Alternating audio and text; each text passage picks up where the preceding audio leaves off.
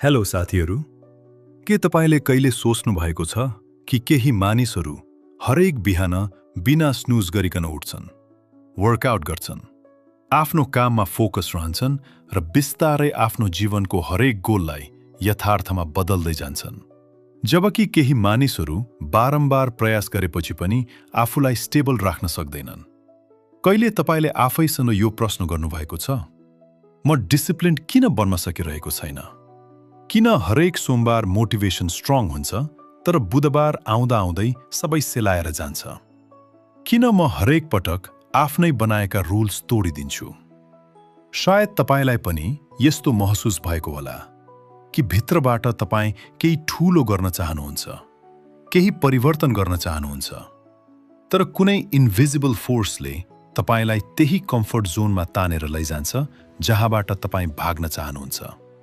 अब सोच्नुस्, यदि डिसिप्लिन कुनै ट्यालेन्ट होइन, यदि यो कुनै ईश्वरले दिएको उपहार होइन भने केही मानिसहरू कसरी कन्सिस्टेन्ट रहन्छन्?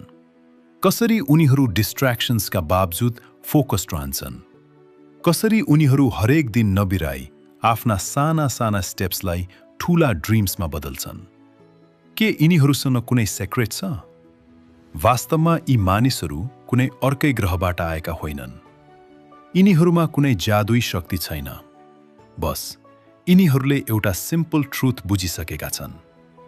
Discipline is not about control, it's about freedom. अचम्म पर्नुभयो?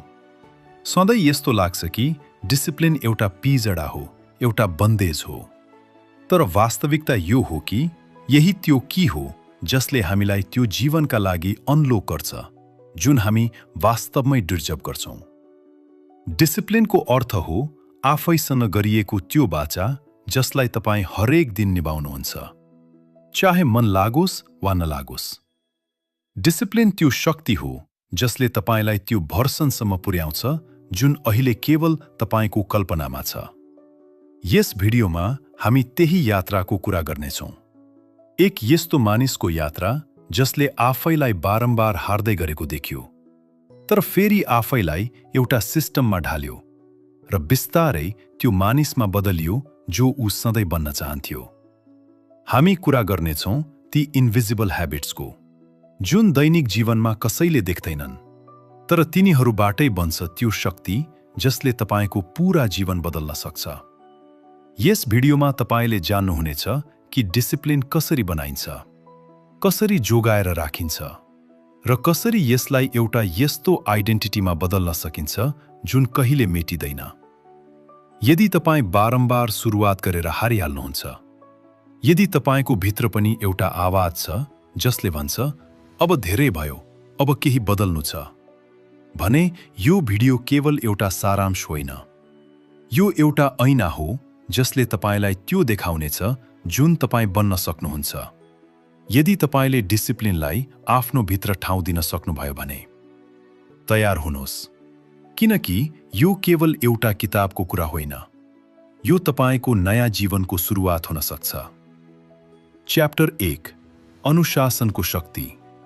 तपाईँले कहिले याद गर्नुभएको छ, केही मानिसहरू धेरै ट्यालेन्टेड हुँदैनन्, न त उनीहरूसँग कुनै खास स्रोत र साधन नै हुन्छन्, तर फेरि पनि उनीहरू जीवनमा धेरै अगाडि पुग्छन्। त्यही केही मानिसहरू जसमा सबै कुरा हुन्छ, बुद्धिमत्ता, प्रतिभा र विचारहरू, उनीहरू एउटै ठाउँमा अड्किएर रहन्छन्। कहिले तपाईँ पनि यस अलमलमा पर्नुभएको होला। आखिर फरक के छ? फरक हो डिसिप्लिन। डिसिप्लिन त्यो शान्त शक्ति हो जसले न धेरै हल्ला गर्छ, न त प्रदर्शन, तर भित्रबाट तपाईँको पूरा जीवनलाई नयाँ आकार दिन्छ। मानिसहरू सोच्छन् कि सफलताको लागि मोटिभेसन चाहिन्छ, इन्स्पिरेसन चाहिन्छ, तर वास्तविकता यो हो कि मोटिभेसन एउटा छाल जस्तो हुन्छ, कहिले आउँछ, कहिले जान्छ। तर डिसिप्लिन त्यो एउटा बलियो खम्बा हो जसले तपाईँलाई हरेक आँधीमा स्थिर राख्छ। सोच्नुहोस्, के कुनै पनि ठूलो सङ्गीतकार हरेक दिन इन्स्पायर्ड भएर अभ्यास गर्छ? के कुनै खेलाडी हरेक बिहान जोसिलो भएर उठ्छ? पक्कै हुँदैन। उनीहरू उठ्छन्, अभ्यास गर्छन् र आफैलाई अगाडि धकेल्छन्, केवल एउटा कारणले। उनीहरूले निर्णय गरिसकेका छन् कि उनीहरू को बन्न चाहन्छन्। डिसिप्लिनको अर्थ केवल कडा परिश्रम होइन। डिसिप्लिन एउटा छनोट हो, बारम्बार आफैलाई त्यही बाटोमा लैजाने जुन कठिन छ तर सही छ। डिसिप्लिन च्याप्टर 2 प्रेरणाको भ्रम तोड्ने।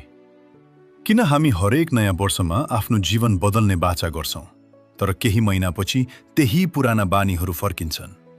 किन हाम्रो प्रेरणाको स्तर सुरुमा धेरै माथि हुन्छ तर थोरै समस्या आउने बित्तिकै त्यो हराएर जान्छ? हामीले सधैँ सुनेका छौं, बस प्रेरणा चाहियो भने सबै कुरा सम्भव छ। तर के यो साँचो हो? के प्रेरणाको अर्थ केवल यति हो कि जब हामीलाई राम्रो लाग्छ तब मात्र हामी केही गर्छौं? वास्तवमा मोटिभेसन केवल एउटा भावना हो। जब तपाईँ प्रेरित महसुस गर्नुहुन्छ, तपाईलाई लाग्छ कि संसार तपाईको मुट्ठीमा छ। तर हामी सबैलाई थाहा छ, यो भावना सधैँ रहँदैन। अर्को दिन जब आलस्य बढ्छ, तब त्यो प्रेरणा हराउँछ र हामी फेरि पुरानै बानीमा फर्किन्छौं। के यसको अर्थ यो हो कि हामी कहिले पनि सफल हुन सक्दैनौं? होइन। Discipline is the key. अनुशासन त्यही हो जसले हामीलाई ती कठिन समयमा पनि अगाडि बढ्न मद्दत गर्छ। जब प्रेरणाको कुनै नाम निशाना देखिँदैन, अनुशासनको अर्थ हो लगातार हरेक दिन नबिराई आफ्नो काम गर्दै जानु, चाहे हामीलाई मन लागोस् या नलागोस्। अनुशासनको अर्थ हो त्यो प्रतिबद्धता जुन तपाईँ आफ्नो लक्ष्यसँग गर्नुहुन्छ। कहिले सोच्नु भएको छ कि केही मानिसहरू हरेक दिन जिम जान्छन्, चाहे उनीहरू थाकेका हुन् वा अरू कुनै बहाना होस्। उनीहरू प्रेरणाको पछाडि भागिरहेका हुँदैनन्, उनीहरू आफ्नो दैनिक बानीहरूलाई पालना गरिरहेका हुन्छन्। त्यसैले motivation is a feeling but discipline is a habit. जब तपाईँ अनुशासनलाई आफ्नो दैनिक जीवनको हिस्सा बनाउनुहुन्छ, तब प्रेरणा बस एउटा बोनस बन्छ। अर्को पटक जब प्रेरणा हराउँछ, आफैलाई भन्नुहोस्, ठिकै छ, अनुशासनले यसलाई सम्हाल्नेछ। च्याप्टर 3 आफ्नो किनलाई बुझ्ने। तपाईको समस्या इच्छा शक्तिमा छैन, समस्या हो स्पष्टताको। तपाईको जीवनको सबैभन्दा जरुरी प्रश्नको जवाफ नहुनु, वाइ? तपाई बिहान छिटो उठ्न चाहनुहुन्छ, तर किन? तपाई काममा कन्सिस्टेन्ट रहन चाहनुहुन्छ, तर किन? जबसम्म यो किनको जवाफ तपाईको भित्र बलियो हुँदैन, तबसम्म कुनै पनि अनुशासन टिक्न सक्दैन। वाइ त्यो इन्धन हो जसले तपाईलाई तब पनि चलाउँछ जब तपाईको ऊर्जाको स्तर शून्य हुन्छ। यदि तपाईको किन केवल अरूलाई प्रभावित पार्नु हो भने त्यो छिट्टै हराउनेछ। तर यदि यो तपाईको भित्रबाट, तपाईको पीडाबाट वा तपाईको सपनाबाट आउँछ भने यो कहिल्यै सकिँदैन। अनुशासन तबसम्म यातना लाग्छ जबसम्म तपाईँ यो जान्नुहुन्न कि तपाईँ केका लागि लडिरहनु भएको छ। अनुशासन कुनै यान्त्रिक कुरा होइन, यो एउटा भावनात्मक यात्रा हो जुन केवल तब सम्भव छ जब तपाईसँग स्पष्टता हुन्छ। आज आफ्नो कपी उठाउनुहोस् र सोध्नुहोस्, मेरो किन के हो? किनकि जबसम्म तपाईको किन बलियो हुँदैन, तपाईको कसरी कहिल्यै प्रभावकारी बन्न सक्दैन। च्याप्टर 4 आत्मनियन्त्रणको विज्ञान। किन हामी जान्दा जान्दै पनि त्यो काम गर्दैनौं जुन गर्नुपर्ने हो? बस 5 मिनेट फेसबुक हेर्छु भन्दा भन्दै अचानक 1 घण्टा कसरी बित्छ? यो केवल तपाईको आलस्य होइन, यो आत्मनियन्त्रणको विज्ञान हो। हाम्रो मस्तिष्कका 2 हिस्सा हुन्छन्। एउटा आदिम मस्तिष्क जसले तत्कालको सुख खोज्छ र अर्को विकसित मस्तिष्क जसले भविष्य देख्छ र दीर्घकालीन सोच्न मद्दत गर्छ। जब तपाईँ थाकेको वा तनावमा हुनुहुन्छ, तपाईको आदिम मस्तिष्कले नियन्त्रण लिन्छ। यहीबाट सुरु हुन्छ आफैलाई नोक्सान पुर्याउने काम। आत्मनियन्त्रण एउटा मांसपेशी जस्तै हो र जसरी जिममा शरीर बनाउनुपर्छ, त्यसै गरी तपाईले आफ्नो मस्तिष्कलाई पनि तालिम दिनुपर्छ। हरेक पटक जब तपाईँ आफ्नो नराम्रो इच्छालाई रोक्नुहुन्छ, तपाईँ आफ्नो आत्मनियन्त्रणको शक्तिलाई बलियो बनाउँदै हुनुहुन्छ। साथै तपाईको वातावरणले पनि असर गर्छ। यदि फोन सधैँ साथमा छ र सूचनाहरू आइरहन्छन् भने तपाईँ हार्नुहुनेछ। त्यसैले स्मार्ट बन्नुहोस् र बाधा पुर्याउने कुराहरू हटाउनुहोस्। च्याप्टर 5 बिहानलाई जित्ने।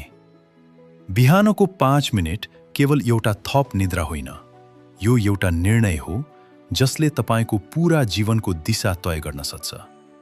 बिहानलाई जित्नु भनेको केवल छिटो उठ्ने कुरा होइन, यो आफ्नो व्यक्तित्वलाई आकार दिने तरिका हो। यदि तपाईँ आफ्नो बिहानलाई जित्नुहुन्छ भने तपाईँ पूरा दिनलाई जित्न सक्नुहुन्छ। च्याप्टर 7 लडेर फेरि उठ्ने शक्ति। जीवनमा कहिलेकाहीँ समस्या आउँछ र हामी लड्छौँ, तर अनुशासनको सबैभन्दा ठूलो शक्ति लगातार काम गर्नु मात्र होइन, बरु लडेर फेरि उठ्नु हो। यदि तपाईँ लड्नुभयो भने पछुतोमा डुब्नुको सट्टा फेरि उठ्नुहोस्। अनुशासन र सहन शक्ति सँगसँगै चल्छन्। लड्नु सामान्य कुरा हो, तर लडिरहनु एउटा गलत छनौट हो। तपाईँ कति पटक लड्नुभयो भन्ने कुराले फरक पार्दैन। फरक त यसले पार्छ कि तपाईँ कति पटक फेरि उठ्नुभयो। हरेक पटकको प्रयासले तपाईको आत्मविश्वास बढाउँछ। तपाईँ एक पटक लड्नुहोस् वा 100 पटक, फेरि उठ्नु नै वास्तविक जीत हो। च्याप्टर 8 जीवनभरका लागि अनुशासन। अनुशासन कुनै 21 दिनको लागि मात्र होइन, यो जीवनभरको प्रतिबद्धता हो।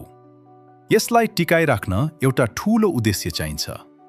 जब तपाईको उद्देश्य स्पष्ट हुन्छ, तब अनुशासन बोझ लाग्दैन। लामो समयसम्म अनुशासित रहन आफैप्रति दयालु पनि हुनुहोस्। कुनै दिन थाक्नुभयो भने आफैलाई गाली गर्नुको सट्टा सम्झाउनुहोस्। अनुशासनलाई आफ्नो पहिचान बनाउनुहोस्। म अनुशासित बन्ने प्रयास गर्दैछु भन्नुको सट्टा म अनुशासित व्यक्ति हुँ भन्नुहोस्। एउटा लामो दूरीको धावकले जस्तै सोच्नुहोस्। तपाईलाई छिटो दौडनु छैन, तर लगातार दौडिरहनु छ। अन्त्यमा साथीहरू, यी शब्दहरूले मात्र तपाईको जीवन बदलिने छैन। यो तब बदलिनेछ जब तपाईँ काम गर्न सुरु गर्नुहुन्छ। अनुशासन देखाउने कुरा होइन, यो कसैले नदेख्दा पनि गरिरहने कुरा हो। आजैबाट आफैसँगका साना साना बाचा निभाउन सुरु गर्नुहोस्। भिडियोको तल लेख्नुहोस्, आज मेरो पहिलो दिन हो। यदि तपाईँ केवल प्रेरणा होइन, परिवर्तन चाहनुहुन्छ भने यो यात्राको सुरुवात हो। के तपाईँ आजैबाट आफ्नो नयाँ यात्रा सुरु गर्न तयार हुनुहुन्छ?